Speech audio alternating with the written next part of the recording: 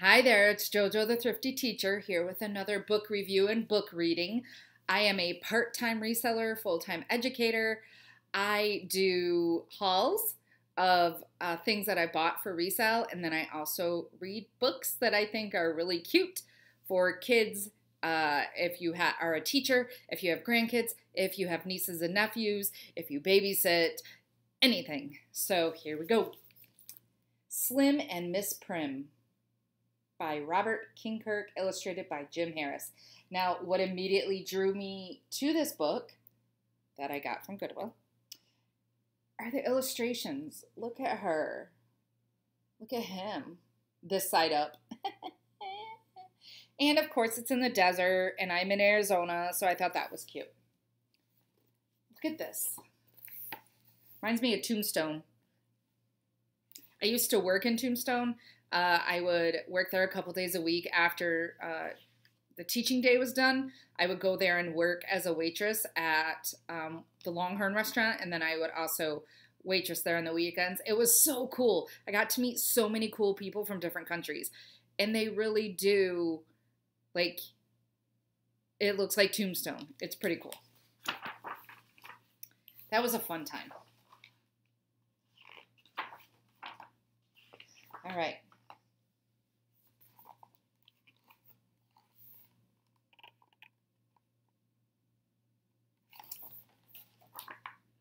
On a ranch near the mountains, a cowboy named Slim worked for a lady named Marigold Prim. I love the rhyming already. He mended her fences and herded her cattle and listened at length to Marigold's prattle. Cowboys and ranches all over the state said it was awful. They said they would hate working for someone who droned on, morning and evening and noontime and dawn. They said, "All that talk, Slim, it must drive you mad." But Slim only smiled and he said, "It's not bad."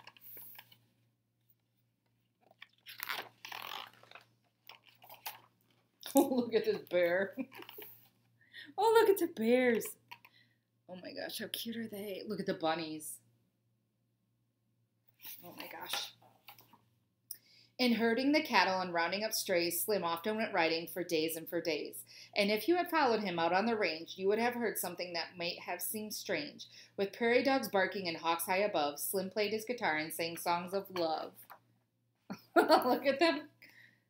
Plugging their ears.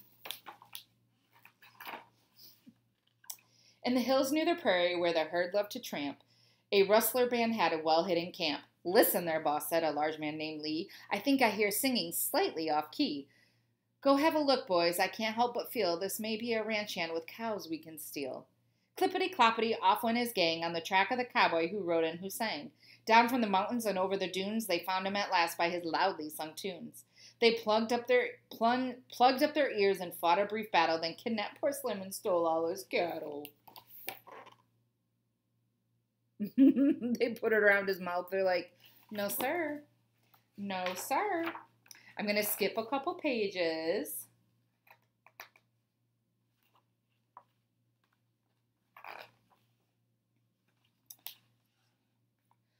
On she went riding through lander and nigh, so Miss Prim went looking for him. Questioning, searching, until by and by, word reached the hideout of Lee and his bunch, and Lee, who was eating, said, "Boys, I've a hunch that this could mean trouble, so here's what to do. Ride out there and capture Miss Marigold, too." Clippity-cloppity, off went his bunch and captured Miss Prim, who had stopped to have lunch. Then back to the hideout, cloppity-clip, and of course they had stolen the tip. Oh, no. Look at the eyes on the horse. What's it say? Cook needed. Must be a real gourmet. Gahy gopher, able to grill up greasy gobs of grimy goodies, no experience required. A real gourmet. Gourmet. "This is unheard of," Miss Prim said to Lee. "First you grab Slim and then you grab me?" She lectured him sternly. She's lots more to say. She lectured, in fact, the rest of the day. And early that evening, while eating their stew, she repeated her talk for the sake of his crew. Next morning at 6, or shortly before, while the gang was at breakfast, she lectured some more. I just love how big her head is compared to the rest of her body. Oh, they're playing Old Maid. So she keeps lecturing. Look at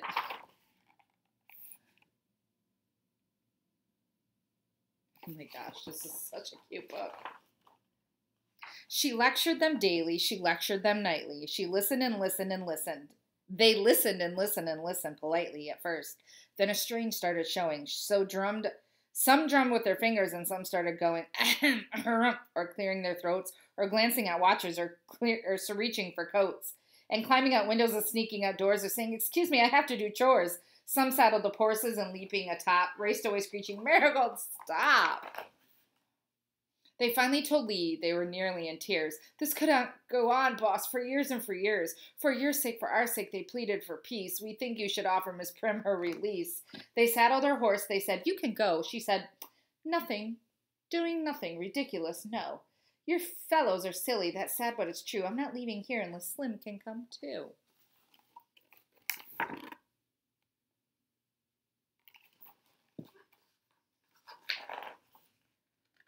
And Slim, when they told him, said he'd agree, but only if all the cows were set free. He said as a cowboy he'd given his word, he'd always watch out for Miss Marigold's herd.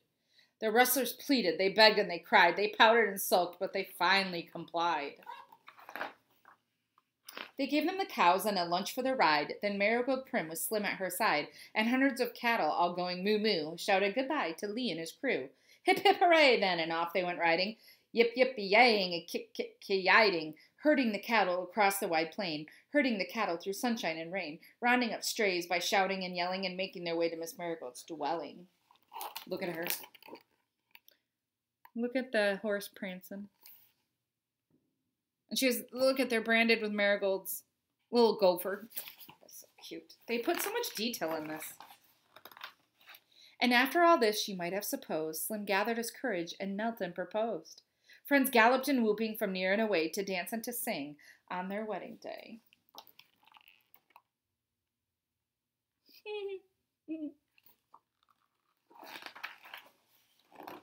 Now, out on the range, with hawks high above, Slim still tends the cattle and sings songs of love. Though when the wind's right and his duties permit, he'll stop what he's doing. He'll stop and he'll sit and listen in hopes the breezes are bringing the faraway sound of some faraway singing. For back on the ranch, the former Miss Prim is singing as well a love song to Slim. Oh my gosh, look how cute this book is.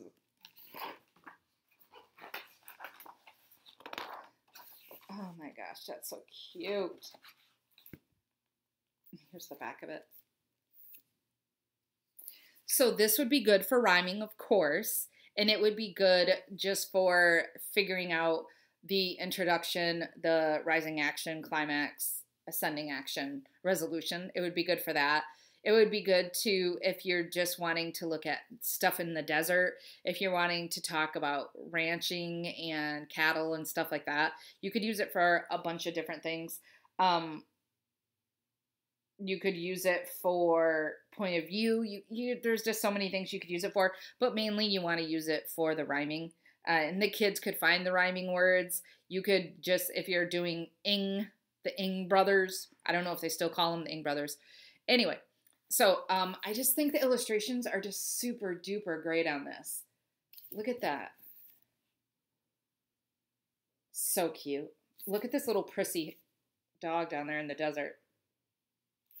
Super cute. So I just wanted to read that book to you real quick. You might have heard some music in the background. People are partying. It's the 4th of July. There are some fireworks going off. You know, I've heard everybody say they've been going off since the 1st, and yes, they have. So if you enjoyed that, please let me know. If there are any other books that you suggest that I could do a read aloud on, let me know. I do have an Instagram for teaching stuff-ish. It's JoJo Living Her Educator Life, but my reselling one is JoJo the Thrifty Teacher.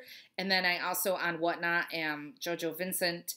And all the things, if you want to like, subscribe, follow. I do not edit my videos because I am just doing them quick just to get used to the format. And I'm part-time reselling. And this is just something fun to do to learn from other people and all that good stuff. So I would like to thank you again for stopping by, and I will see you later.